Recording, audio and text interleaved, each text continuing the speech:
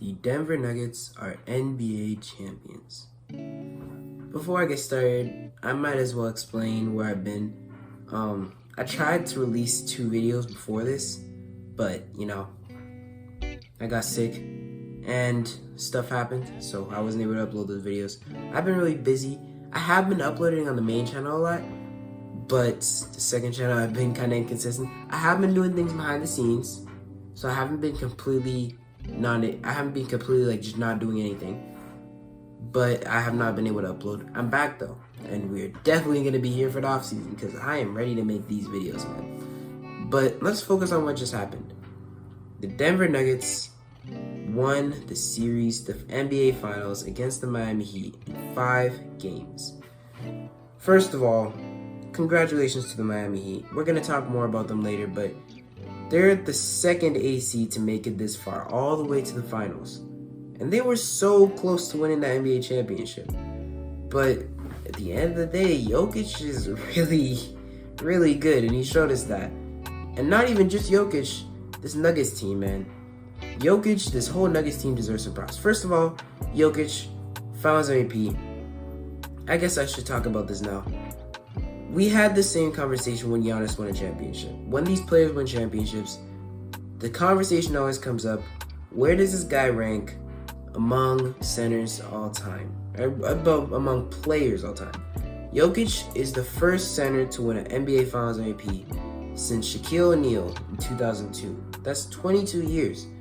And that's a pretty big gap. Out of all the centers in NBA history, off the top of my head, I think it's been only Jokic, Shaq, Bill Russell didn't win one, but he should deserve one. Kareem, Moses Malone, and that might be the only 4 centers. George Mikan, but you get the point.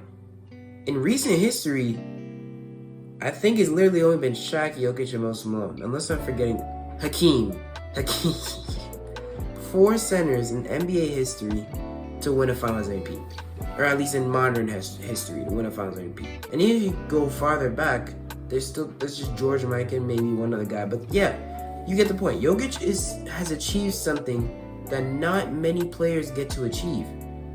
And he's reached that level. He's reached that level that James Harden hasn't reached, Russell Westbrook hasn't reached, Allen Iverson never reached, Steve Nash never reached. All these great players. And Jokic is here. The best player on the championship team, winning Finals MVP.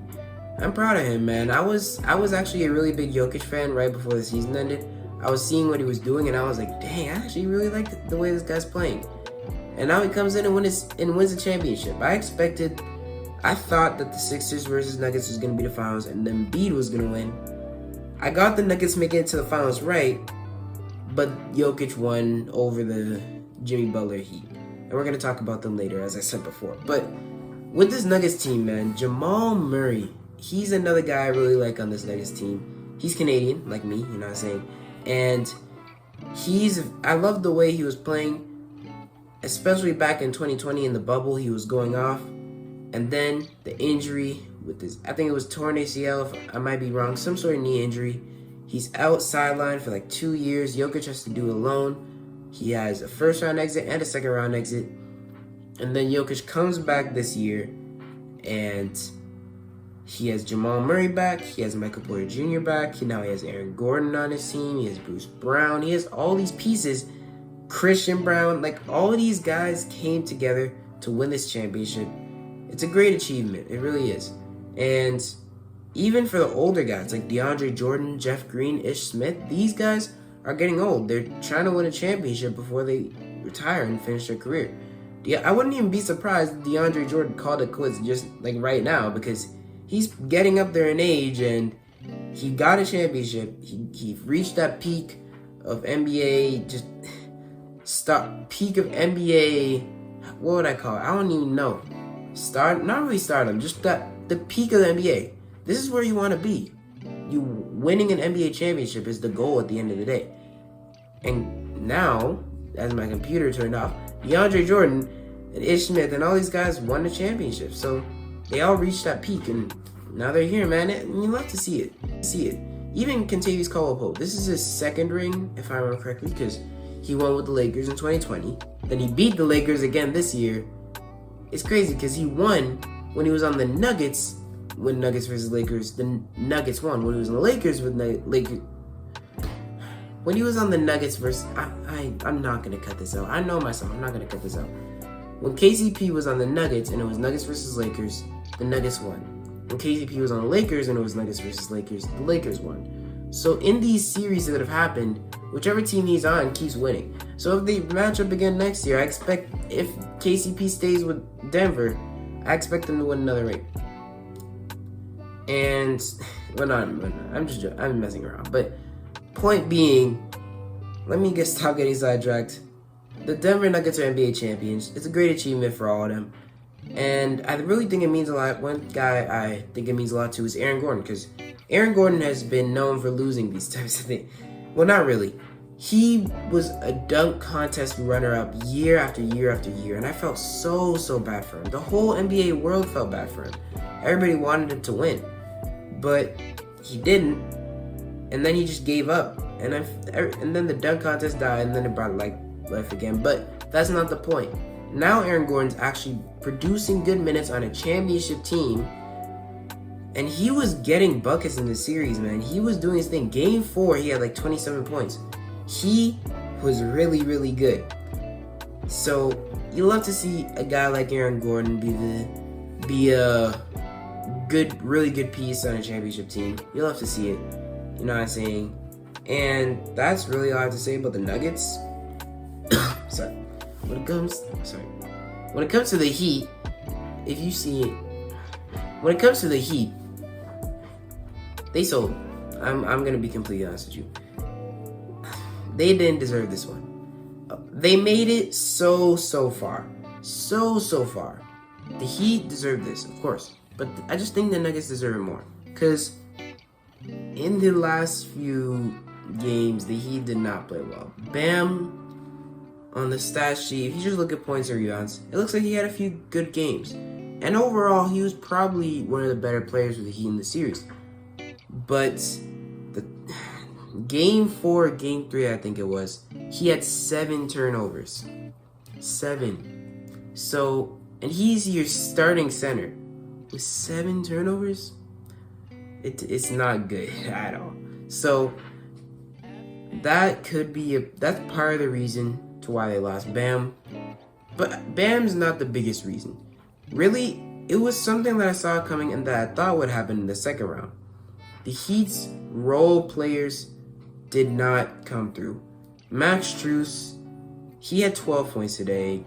Gabe Vincent, 6. So, earlier in this playoff run, in these series, we were seeing guys like Caleb Martin, Max Strus, Gabe Vincent, all these guys, Duncan Robinson even, come out and drop like a lot of points, hit their shots, play good defense, and provide good minutes for the Heat.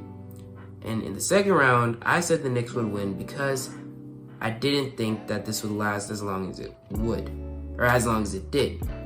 It lasted long, but it didn't last the entire final series because these guys slowed down these final few games. I was watching the end of Game 5. Of course, Gabe Vincent, he went to the basket, threw up a floater, air ball.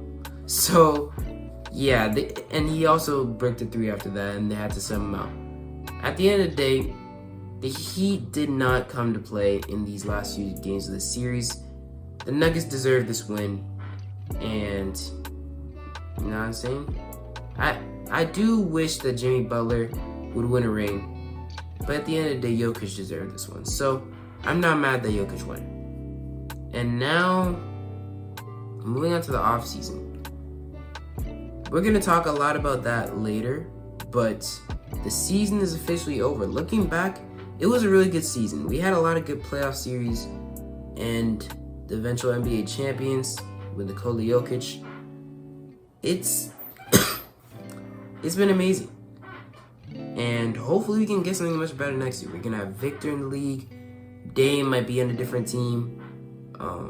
Chris Paul might be on a different team. DeAndre Ayton, Fred VanVleet, Kyrie, maybe even LeBron, who knows. We'll see what happens. But is looking nice next year, man. It's looking nice, and I cannot wait for this offseason.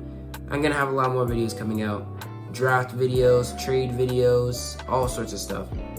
So be ready for that. Don't forget to like, subscribe, share, comment down below any tips, tricks, or topics you have me to talk about on this channel. The mock draft is coming soon. I'll post it before the draft, don't worry. It's because if I post it after the draft, that would be ridiculous. But no, I already have my scouting report pretty much ready. I just have to make the picks.